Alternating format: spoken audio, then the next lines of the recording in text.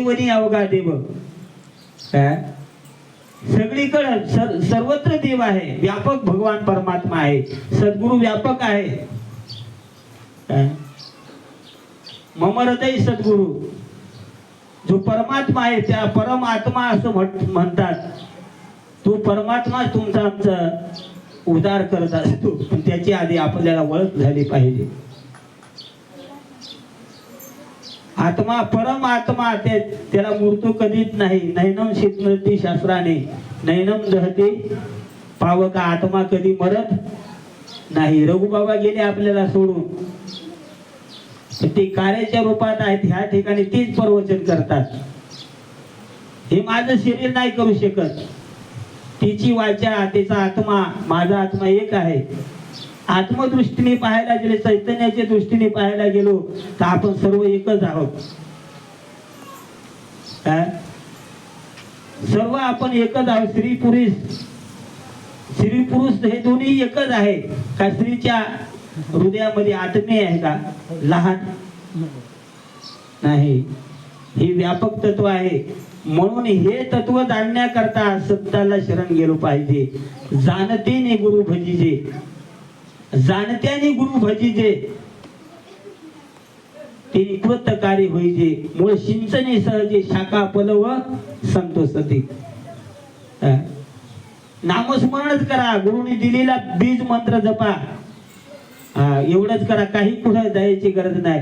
गुरु म्हणजे हे काय आहे? मूळ आहे. गुरु ह्या जगात जी सत्य वस्तू आहे, ह्या विश्वात जी सत्य वस्तू आहे, तो सद्गुरु आहे. तो देवांच्याही मोठा अधिकार आहे. सद्गुरूचा देवापेक्षाही मोठा अधिकार आहे. देवही त्याचं कोणी वाकडं करू शकणार नाही. ती सत्य वस्तू आहे आणि ती शोधली पाहिजे. म्हणून संतांना शरण गेलो पाहिजे. जाणते तुला जाण जरी अनुभव आला असेल, त्या अनुभवाने त्याला ओळख. जोपर्यंत हे गुरुतत्व कळत नाही तोपर्यंत तुम्ही वाऱ्या करा, तीर्थयात्रा करा, दान धर्म अनेक करा, पण तो ते तत्व त्या तत्वाला जाणत नाही. व्यापक तत्वाने भजलो पाहिजे. सद्गुरूची पूजा करत असताना कशी केली पाहिजे? ब्रह्माच्या ठिकाणी केली पाहिजे. सद्गुरु हे कोण आहेत? गुरुर ब्रह्मा, गुरुर विष्णू, गुरुदेव महेश्वरा, गुरु साक्षात परब्रह्म. परब्रह्म वस्तू ही दिसत नाही, ही व्यापक आहे. अव्यक्त निराकार नाही, जे आकार जेथून चराचर हरिशी भजी, त्या तत्वाला आपण जाणलो पाहिजे. साधू संतांनी, ऋषी मुनींनी आधी सद्गुरूला नमन केलंय. काय प्रत्येक ग्रंथामध्ये ओम नमोजी आद्या वेद प्रतिपाद्या जय जय संसम वेद आत्मरूपा, आत्मरूपाला आधी भजलं पाहिजे. आत्मतत्वाला जाणलं पाहिजे. ते निर्गुण तत्वाला जाणलं पाहिजे. ओम नमोजी आद्या, ओम हे अक्षर सद्गुरू आहे. तुमचा आमचा नीट ऐकून घ्या. ओम अक्षर हे सद्गुरू आपला आहे. ओंकार स्वरूपा सद्गुरू समर्था, अनाथाच्या नाथा तुझं नमो. आदिनाथ उमा बीज प्रगटले, ते बीज त्या ठिकाणी प्रगट झालं आणि ते तुमच्या आमच्यापर्यंत साधू संतांनी आणून दिलेलं आहे. ज्ञानदेव म्हणे निवृत्ती निर्गुण दिदले संपूर्ण माझ्या हाती. काय त्यांच्या हातात दिलं? संपूर्ण अधिकार दिला माऊलीने. आणि हे आख जग अज्ञान होतं. काय अज्ञानाच्या अंधकारातून माऊलीने काय केलं? लोपले ज्ञान जगी प्रगट गुहे. हे गुहे होतं, लोपलेलं होतं. प्रगट गुहे बोले विश्व ब्रह्माशी केले. हे विश्व सगळं ब्रह्मरूप करून टाकलेलं आहे. ब्रह्म चैतन्य हे प्रत्येकाच्या हृदयामध्ये आहे. ती जाणीव आपल्याला ओळख करण्याकरता ती हरपलेली वस्तू आपल्याला शोधायची आहे. जास्त वेळ घेऊ का? काय कसं काय करायचं सांगा मला. ऐकायचं असेल तर मग प्रवचन करतो, नाही भुका लागल्या असेल तर मग थांबायचं इथं. हरपली आपण आपी पावी घेऊसावे. ते शोधलं पाहिजे, पण आपण कुठं शोधतो? प्रत्येक मनुष्य फक्त सुख शोधत असतो, सुख. पण ह्या जगात ह्या विश्वात सुख उठत नाही. सुख नाही कुठे आली या संसारात, वाया हाव भरी होऊ नको. सुख नाही, पण ज्या ठिकाणी सुख आहे त्या ठिकाणी आपण जात नाही. संतांकडे सुख आहे, संतांच्या चरणावर नतमस्तक झालं पाहिजे. सुख वशी तुझ्या पायी, मज ठेवी त्याची ठाई. सुख भगवान परमात्म्याच्या पायात आहे, चरणात आहे. पण त्या ठिकाणी आपलं, म्हणून साधू संतांनी सगळ्यांनी काय मागितलं? माझे चित्त तुझ्या पाया, माझं जे चित्त आहे ना देवा, तुझ्या पायाजवळ राहू दे. माझे चित्त तुझ्या पाया राहू ऐसे करी काही, धरून या बाही भव हा तारी दातारा. किंवा आता दृष्टी पुढे ऐसा चितूर आहे, जो मी तुझं पाहे पांडुरंगा.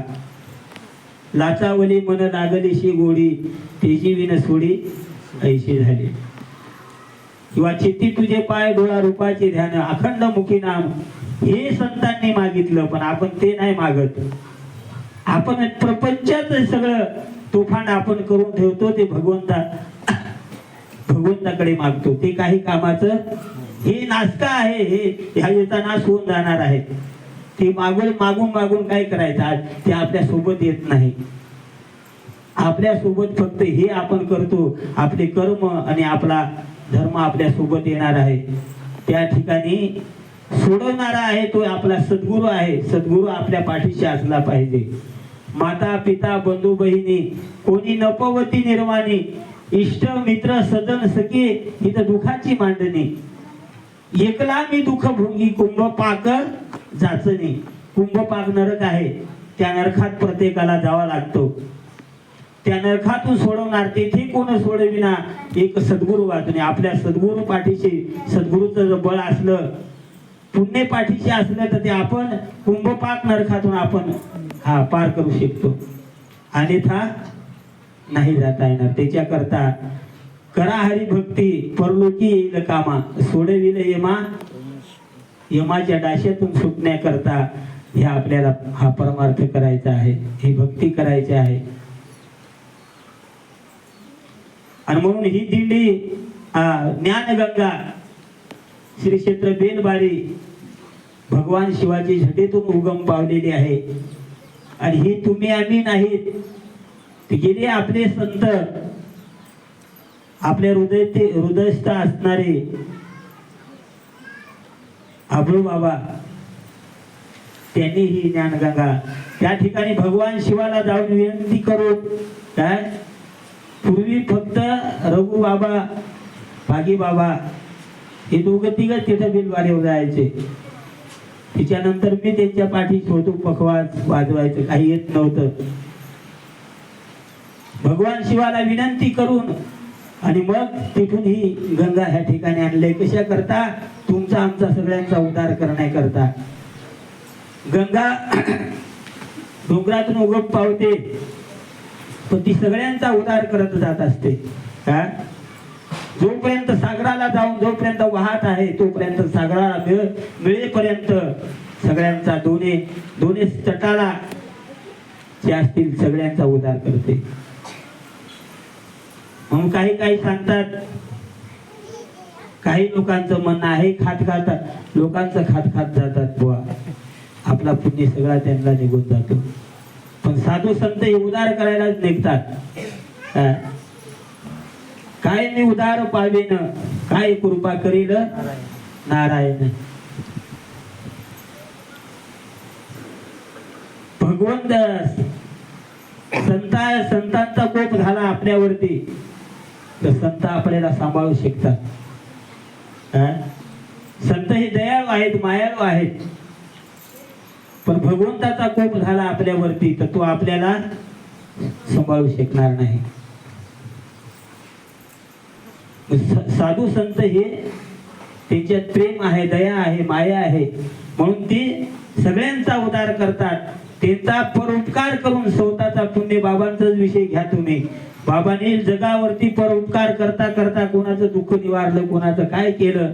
सगळा पुण्य संपवून टाकला आणि शेवटी अंतकाळाच्या वेळेस दुःख भोगून जावं लागलं.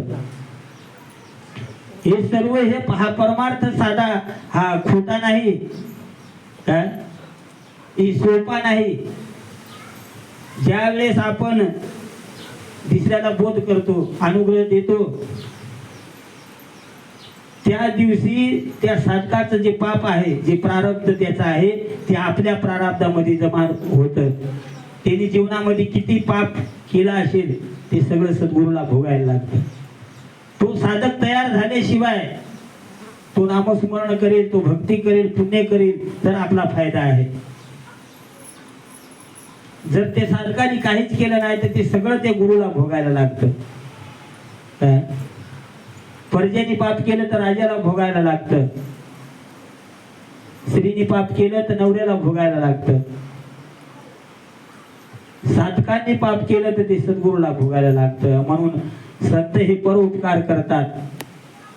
पुण्य पर उपकार, पापते पर पीडा, अनेक नाही जुळा दुजायची. म्हणून बोलण्यासारखं तर खूप आहे, इथं बोलता येईल, पण अजून पुढे सावर पातळीला आम्हाला कीर्तन करायला लागतं. वाटल्यास सावर पातळीला तुम्ही सर्व या, तिथं कीर्तन ऐकून मग नंतर यायचं. पण आता ही सेवा आपण ह्याच ठिकाणी थांबू. पावे तै संताशी पाहता गिवसावे, वाणावे ऐकावे तीची सदा. ती वस्तू प्राप्त झाल्यानंतर त्या संतांना हे सगळं संतांचं आहे. हा अहंकार, हा विचारूनही अहंकार सांडीजे, मग आस्तीच वस्तू होईल. एकदाचा शरीरातला अहंकार संपूर्ण निघून गेला का मग सगळं तो देवच आहे, सगळं एकच होऊन जात. पण आपण कुठेतरी चुकतो, आपल्यात अहंकार आहे, ह्या देहाचा अभिमान धरलेला आहे. ह्या धनाचा नरधरी विश्वास, तुमचा आमचा धनावर फक्त विश्वास आहे. ह्या धनाचा नरधरी विश्वास, जैशी तरुवर छाया, यातायाती न चुके तुझे जन्म जाते वाया. तरुवर म्हणजे झाडाची साई जशी बघा, आता इकडून सूर्य उगवलाय तोपर्यंत इकडून आहे, थोड्या टायमाने लगेच इकडून जाईल. तसं धन तुमचं आमचं आहे. जैशी तरुवर छाया. रावणाकडे किती गडगडणे संपत्ती होती, रावणाला सुद्धा कवडी सुद्धा त्याच्यासोबत आले. प्रवचनकार, कीर्तनकार प्रत्येक उदाहरण देतात. ऐकून ऐकून आपले कान फाटून गेले. 5 लक्ष घरे पाषाणाची, 7 लक्ष घरी विटबंदी, 7 कोटी घरे सुध कांचनाची. तुका म्हणे ज्याची संपदा एवढी, सांगा ती कवडी गेली नाही.